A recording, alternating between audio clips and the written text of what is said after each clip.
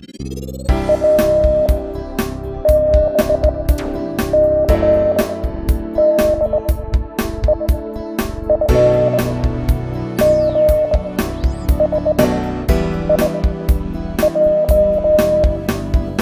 tal, amigas y amigos? Estamos en este segundo capítulo de esta sección nueva sobre los hechos de nuestra historia, lo que vamos reportando de las cosas que van sucediendo en la iglesia y que son muy importantes para nosotros. Estamos una vez más con el Padre Gustavo Covarrubias, que nos está ayudando a comprender cómo es todo este proceso del sínodo de la Amazonía, que dentro de poco tendrá lugar. Será el mes próximo, ¿no? En octubre, ¿qué días? Así es, por ahí el 6-7 de octubre hasta casi al final del mismo. Serán unas 3 semanas, un poco más. De trabajo intenso, ¿no? Exacto. Se realizará en Roma. ¿Qué sucedió que no se hace acá por Brasilia o por Quito o por Bogotá? Algunos obispos allí mismo en Brasil se cuestionaron al respecto del lugar para la realización del sínodo, ¿no? Y después don Claudio Humms, que tiene una relación bastante cercana con el Papa y que está acompañando todo este proceso de preparación del sínodo. ¿Don Claudio quién es? Claudio Humms, que fue ex arzobispo de São Paulo, cardenal. Que es de los promotores. Sí, exacto. Y él después en los encuentros que tuvo con ellos les respondía que el propio Papa les dijo, miren, es que es importante que lo hagamos en Roma porque todo el mundo va a estar atento a lo que se va a decir a partir de Roma.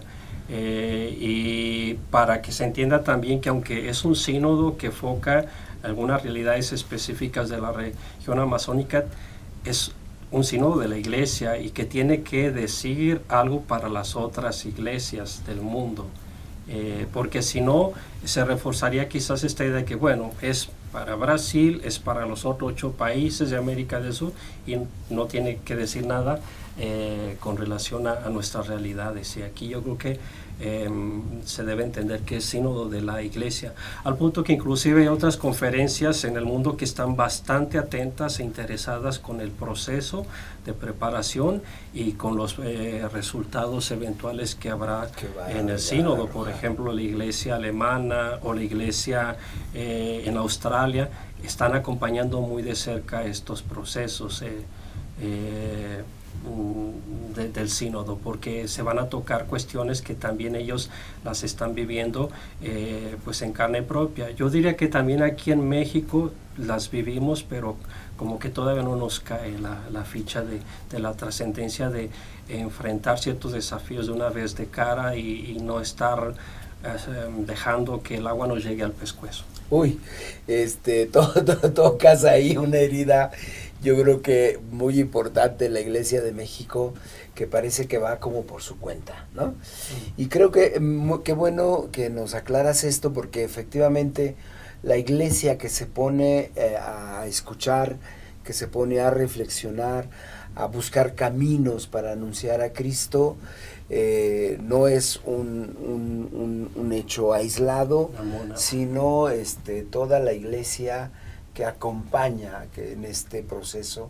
Entonces es un hecho eclesial y es un hecho pues universal, ¿no? Sí. Qué importante. Déjame decirte antes de que se me pase que o decirles más bien a las amigas y a los amigos que habrá un reporte especial. Escucharon que el padre en el capítulo anterior se refería a la revista misionera que es característica de los comunianos aquí en México, que se llama La Esquila Misional, ¿no? Sí, ya está cocinándose el pan y saldrá en los próximos días. Se enviará ciertamente a todos los suscriptores que tenemos, pero también en algunas parroquias donde nos permiten, hacemos accesible esta revista, y por ocasión del mes misionero extraordinario se va a mandar un ejemplar a todas las parroquias del país gratuitamente. Entonces ahí compartiremos un poco de esta experiencia, de lo que hemos logrado captar como interesante a nivel de preparación del sínodo, pero también en números subsecuentes esperamos también compartir alguna experiencia más cercana ya de cómo fue la realización del sínodo y cómo se llegó a ciertos resultados. Inclusive el padre provincial de Brasil estará participando como oyente en esta Asamblea Especial de los Obispos, a invitación del Papa Francisco, que hizo otras congregaciones y que en nuestro caso los combonianos de la Dirección General le pidieron a él que se hiciera presente, porque ha estado acompañando muy de cerca desde Brasil, desde toda la Panamazonía, todo este proceso. Entonces él también nos va a compartir en el momento oportuno pues qué fue lo que logró vivir allí dentro de las salas sinodales. Un momento muy importante de todo el proceso de preparación es llegar al instrumentum laboris, ¿no? Que es el instrumento de trabajo, el borrador, que va recogiendo todo lo que va escuchando, todas las ansias. Es como que los obispos tengan una guía de todo esto que se mueve, de la necesidad de reflexionar sobre ciertas realidades. ¿Cuáles son las realidades más evidentes de este instrumento?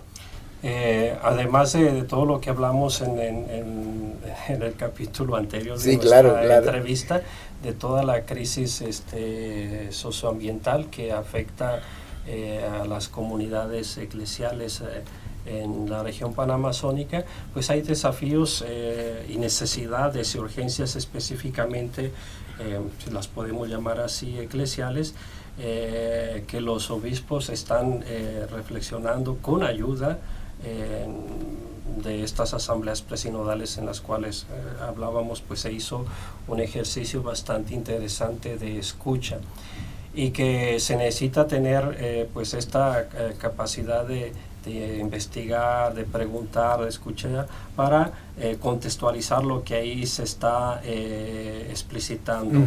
Ciertamente el documento de trabajo, algunos dirán, tiene imprecisiones en cuestiones del lenguaje, alguna cuestión tal vez términos teológicos que desde una perspectiva digamos más tradicional a lo mejor no suena bien o no se comprende, porque no se conoce muchas veces el contexto. Los obispos en estos meses que han estado estudiándolo han estado atentos a eso, han estado viendo lo que hay que corregir, lo que hay que acentuar, lo que hay que puntualizar.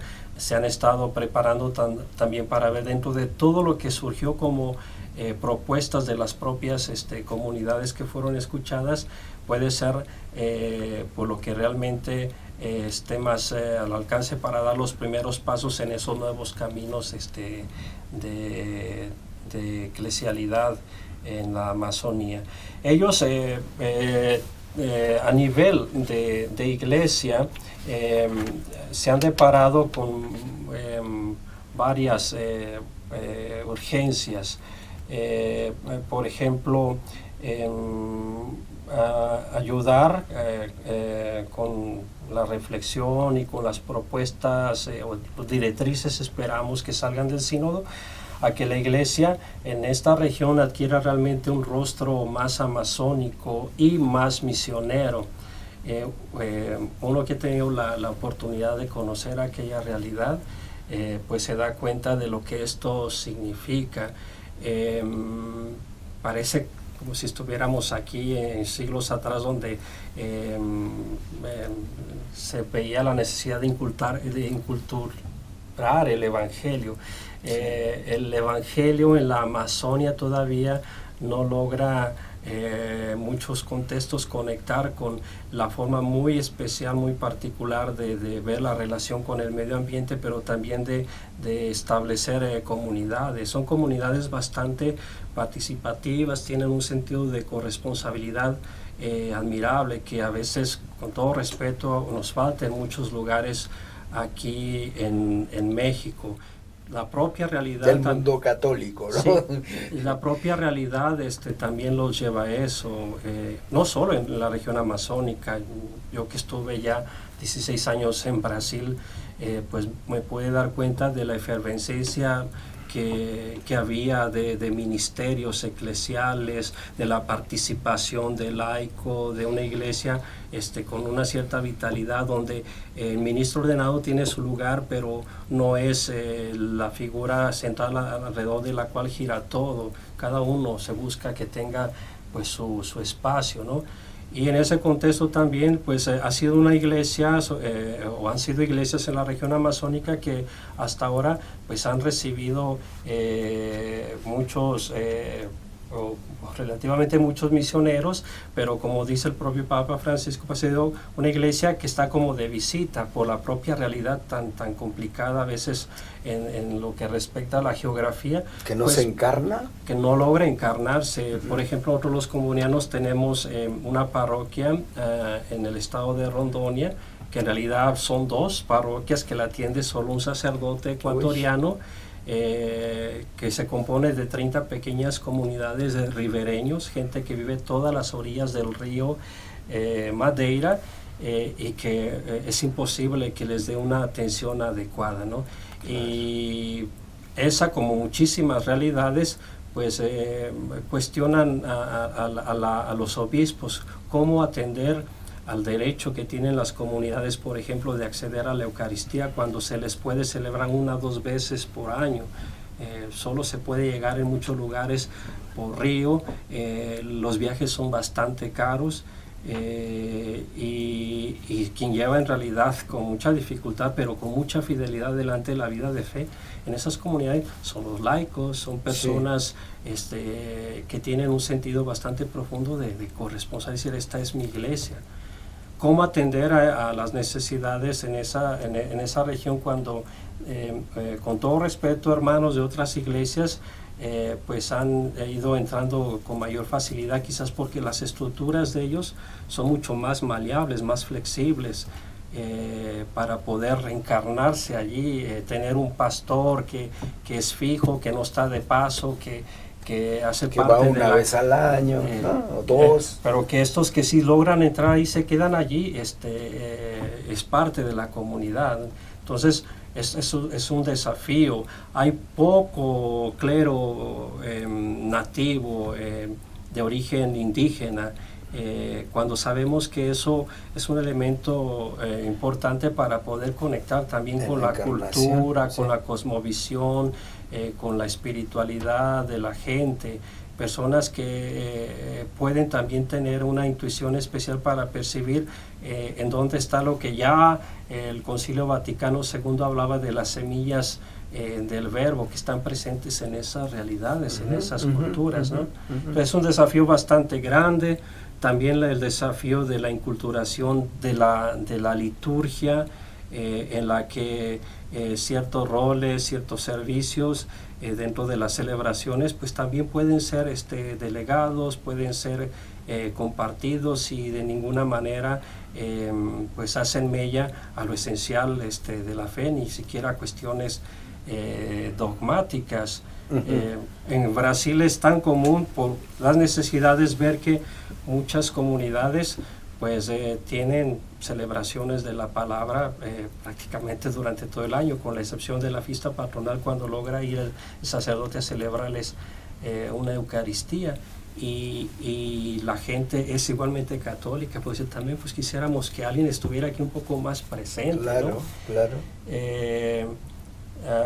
Cómo involucrar también a los jóvenes en ese sentido de corresponsabilidad, de llevar adelante la vida de fe de las comunidades cuando pues migran mucho a las ciudades por las situaciones también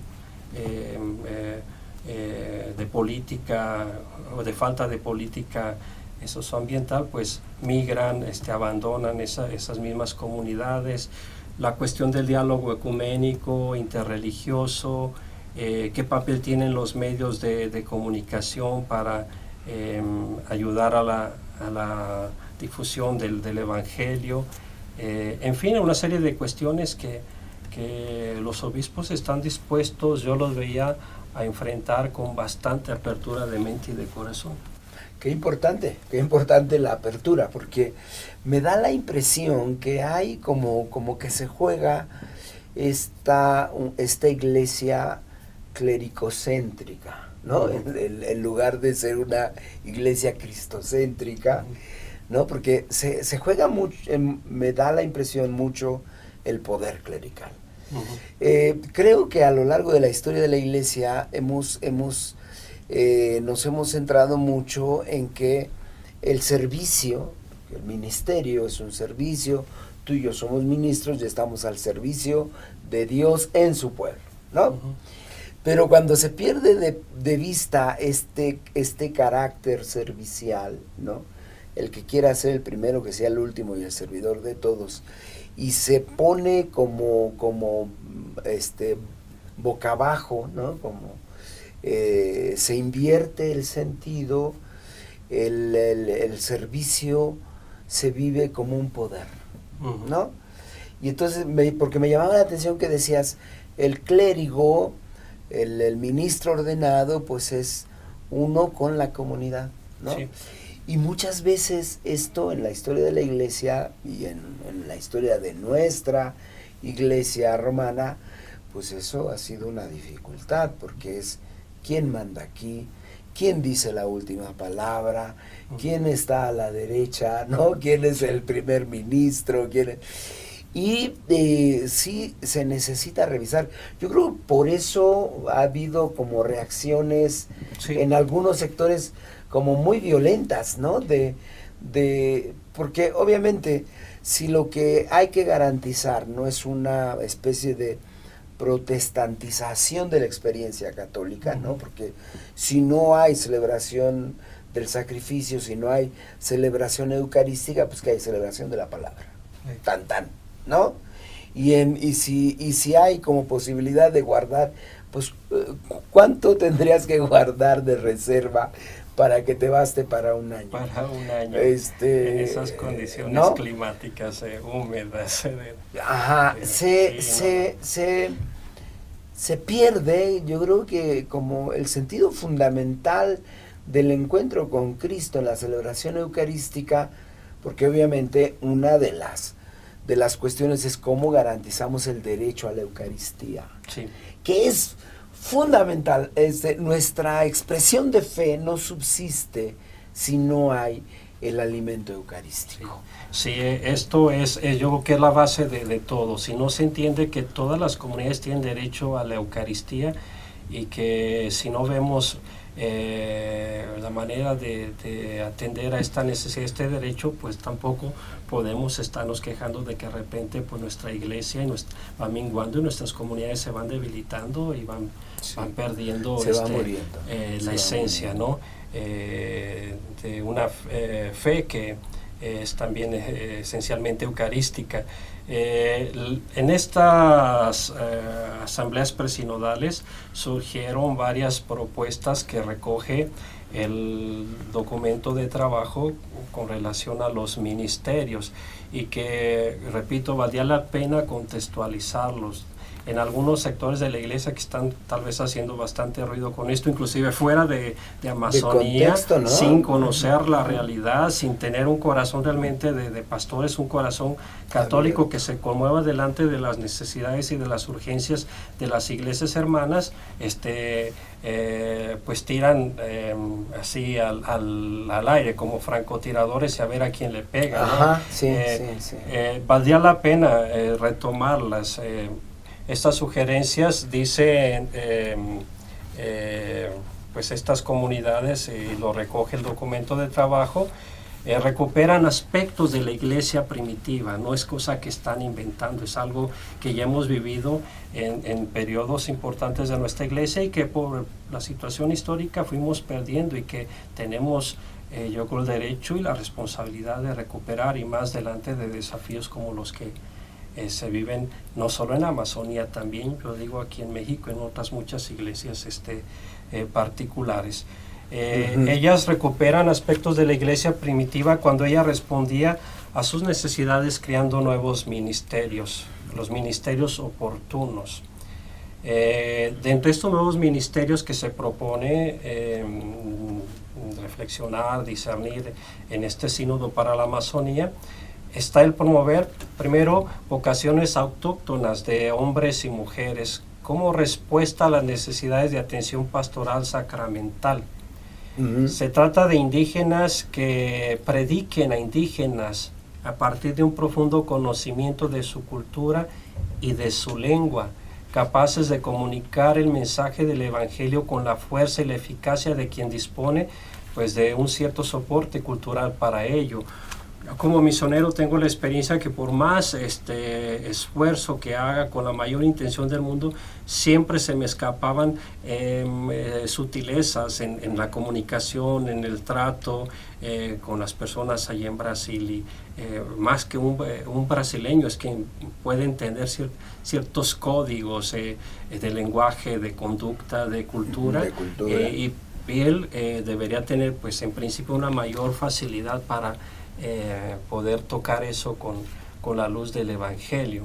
Entonces, primera cosa son vocaciones autóctonas, y de esto no se habla poco, se agarra solo una o dos cuestiones que se polemizan, descontextualizándolas, y no se ve sí, el por la resto. cuestión de que de los hombres casados, ¿no? Sí, es la segunda propuesta, ¿no?, dentro del capítulo del documento de trabajo que dice respecto a la organización de las comunidades, afirmando, y esto es lo que le preocupa a gente, y aquí el documento de trabajo lo deja bien claro, afirmando que el celibato es una dádiva para la iglesia, es un don que nadie pone en cuestión. Allá no se está poniendo en absoluto duda respecto del valor del celibato. En ningún momento yo escuché a personas que hablaran en este sentido.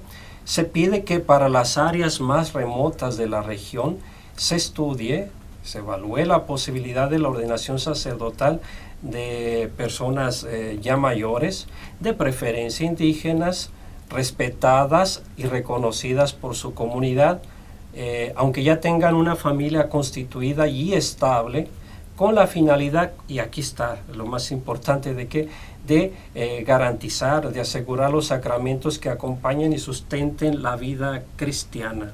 Eso es muy, muy importante, Sí, porque no es solo crear ministerios por ministerios, tiene una finalidad muy, muy clara, ¿no? Y es, de nuevo, es que se resume en esto: el derecho a la Eucaristía, a los sacramentos que sustentan, que alimentan la vida de fe. Y el tercero en esta línea también es identificar algún tipo de ministerio oficial que podría ser conferido a las mujeres.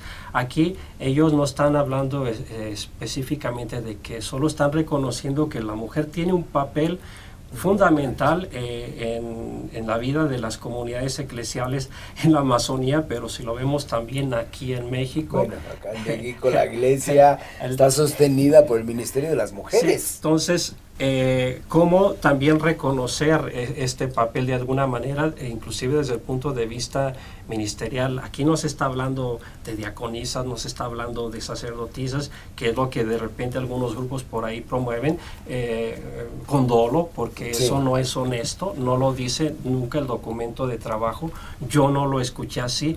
Ellos están simplemente con esta apertura para dejarse iluminar por el Espíritu, decir cómo valorizar más el papel de la mujer. ¿Qué va a salir de eso? No se sabe exactamente, claro, cómo hacerlo, pero no es que ya estén con esto de que van a ser diaconisas o sacerdotisas. En la práctica ya llevan adelante muchos ministerios, ¿no? Sí. Todavía con relación a la mujer, este documento de trabajo insiste en que se reclama el reconocimiento de las mujeres a partir de sus carismas y talentos, que les sea garantizado su liderazgo, así como espacios cada vez más relevantes en el área de la formación teológica, catequética, litúrgica, en las escuelas de fe y de política. Yo siempre me cuestioné así de una manera, esto es una percepción muy mía.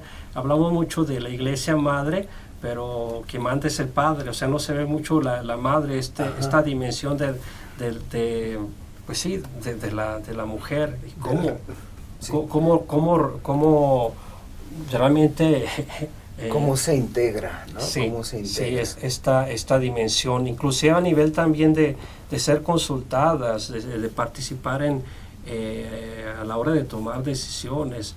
El mundo va mucho hacia allá y esto no tiene nada que ver con feminismo, tiene que ver con el reconocer la dignidad de la mujer, que es idéntica a la del hombre, ni más ni menos. Sí.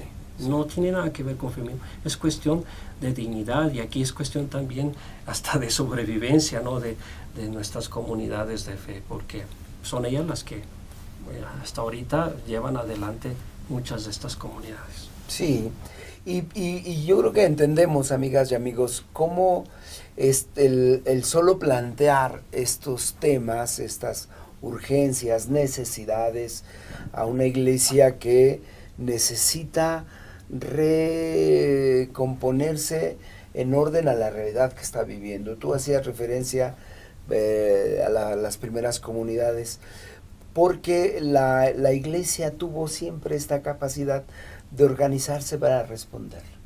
Y acá parece que vivimos en un inmovilismo, ¿no? Que surgió hace 500 años o por ahí, ¿no? Y no, la iglesia tiene más historia. El celibato se instauró de manera oficial a finales del primer milenio. Es decir, la iglesia ha ido buscando, guiándose, tratando de ser guiada siempre por el Espíritu Santo para responder a la necesidad. Y yo creo que una cosa muy importante que necesitamos tener siempre presente es cómo se encarna, porque el principio es la encarnación, ¿no? Es decir, Cristo Jesús, que no consideró una prerrogativa irrenunciable su dignidad divina, su condición divina, se anonadó y se metió. Y aquí la cuestión es cómo la comunidad de bautizados, cómo la iglesia se sumerge, se encarna en estas realidades donde hay que anunciar la salvación, ¿no? Pues como sin preconceptos de dogmatismos que no existen, ¿no? El mismo celibato pues es un don de Dios que la iglesia llegó a esta convicción a finales del primer milenio, o sea, estamos hablando en los tiempos de Gregorio el Magno, ¿no? Y que pues todo el resto de los 1000 años pues vivió sin esta condición celibataria, ¿no? Entonces, ¿de qué manera? Pues vamos como cuestionándonos a propósito de cómo responder a estas realidades. Claro que en algunos sectores puede causar prurito, ¿no? Porque es perder mucho el poder. Pero pues no sé, la verdad, donde no hay digamos un corazón de pastor de verdad, donde hay miedo, hay temor, pues el espíritu es difícil que sople y sí, que renueve y que lleve a la iglesia adelante. No se busca la verdad, ¿no? Sí. Yo he escuchado a veces también en discusiones con personas que mantienen posturas contrarias al Santo Padre, es como no hay una apertura para decir busquemos cuál es la voluntad de Dios, busquemos qué es lo más importante, busquemos cómo anunciar de manera auténtica, testimonial, el evangelio que Jesús nos dio, es decir, esta buena noticia de salvación. Yo tengo la impresión en muchos sectores de la iglesia carentes, demasiado carentes del don del discernimiento, que implica previamente esta capacidad de escucha, de apertura a lo que el Espíritu dice a las iglesias. Y yo creo que por eso el Santo Padre insiste mucho en la escucha, ¿no? Un verbo que recurre constantemente es escuchemos el clamor, así como Dios escucha, escúchense unos a otros, que haya quien escuche. Entonces es muy importante que retomemos esto, ¿no? También desde nuestra propia trinchera, ¿no? Cada uno ahí como necesita responder. ¿Qué podemos esperar? A mí me parece, ya te decía, un momento crucial. esta reflexión creo que es muy importante y creo que por eso algunos sectores están muy nerviosos, ¿no? Sí. Porque creo que se mueve gran parte de la autenticidad del anuncio del Evangelio en la iglesia hoy. Yo creo que la primera cosa que podemos esperar es que realmente se abran caminos. El camino se hace caminando, pero hay que dar los primeros pasos. Yo creo que ahorita nos hemos cerrado demasiados caminos en la iglesia, nos hemos acostumbrado a vivir de lo que ya conquistamos, de lo que ya tenemos, pero eso se nos va perdiendo porque la dinámica de fe es diferente. Sí. Solo crecemos en la medida en que compartimos, en que interactuamos con ese mundo al que somos llamados a evangelizar. Entonces la primera cosa es abrir caminos. Hay unas iglesias particulares que están dispuestas a hacerlo y que no son las únicas. Otras tal vez necesitan alguien que dé los primeros pasos para decir también nosotros vamos por ahí. Sí. Y si eso implica reconocer nuevos ministerios allá en la Amazonía, pero también acá en Alemania o también en Australia, donde sea necesario, pues perciban que también nosotros estamos como pastores sintiendo esa urgencia, esa necesidad, y también sentimos que el Espíritu a nosotros nos está moviendo hacia allá. Se tomarán, por ejemplo, probablemente medidas a nivel de cómo establecer algún tipo de organización eclesial que atienda más a necesidades y urgencias de territorios específicos, inclusive intradiocesanas. Por ejemplo, en las áreas fronterizas de los países que hacen parte de la región amazónica, se pueden dar pasos en la línea de vamos a quebrar de repente una estructura meramente nacional o estatal o de nuestro territorio, y vamos a crear realmente redes de iglesias que tienen problemas, desafíos, necesidades comunes, y eso implica también pues nombramiento de obispos para una región muy particular, con una realidad muy específica, ¿no? Y que no sea solamente la cuestión pues porque es la ciudad, es el estado y así ha sido desde hace siglos, y por ahí nos mantenemos siempre, ¿no? Hay que ver que la realidad va cambiando, ¿no? Si se dan pasos en esta línea de los ministerios, no sabemos. El Papa, así como que en las entrelíneas me da la impresión, y esto también lo comentaba Oscar Beoso, un gran estudioso de la Iglesia en la América Latina, que estuvo acompañando a los obispos en este estudio. El Papa, en este documento de la Episcopalis Común, en las entrelíneas deja abierta la posibilidad de que este sínodo, que puede tener un carácter consultivo, también en algún momento diga lo que de aquí emerja a nivel de directrices de la Iglesia para la Panamazonía, tenga también pues un carácter deliberativo, y por tanto ya va a ser referencia para abrir caminos en otras. Ahora sí que como se dice en derecho se crea jurisprudencia, ¿no? Exactamente. Es decir, con carácter de normativa también, exactamente, ¿no?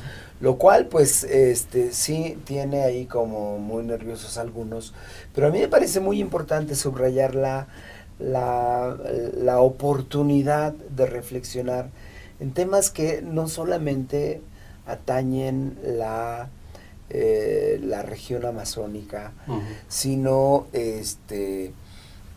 algunos dicen que no es cierto, que no hay cambio climático o que son los ciclos de la Tierra, pero como decía, es muy importante plantearnos en qué estamos haciendo también con respecto al clima.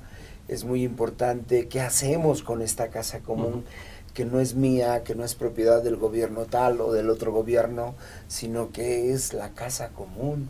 Y esto, claro que puede causar escosor en una idea donde yo tengo los derechos sobre una zona o sobre una idea o sobre una iglesia, ¿no?